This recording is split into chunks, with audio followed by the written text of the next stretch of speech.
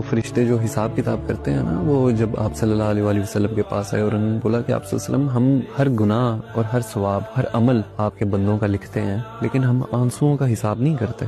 تو آپ صلی اللہ علیہ وآلہ وسلم نے فرمایا کہ ایسا کیوں کہ تم آنسوؤں کا حساب نہیں کرتے؟ آنسو بھی تو عمل ہی ہے، یہ بھی تو ایک طریقہ ہے اللہ تعالیٰ سے معافی مانگنے کا، یہ بھی تو ایک طریقہ ہے اللہ سے کچھ مانگنے کا، یہ بھی تو ایک دعا ہے، عبادت ہی ہے یہ.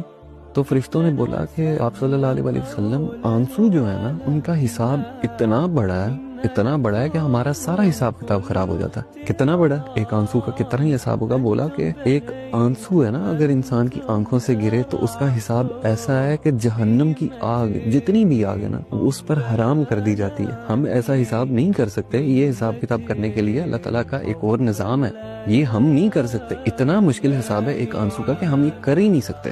تو جو شخص اپنا دکھ اللہ کو بتاتا ہے، اللہ سے دوستی اس نے لگائی ہے، اپنی خوشی بھی اس کو بتاتا ہے، اپنا دکھ بھی اس کو بتاتا ہے، تو اس انسان سے بہتر انسان کون ہے؟ ممکن ہی نہیں ہے کہ کوئی اس سے بہتر ہو.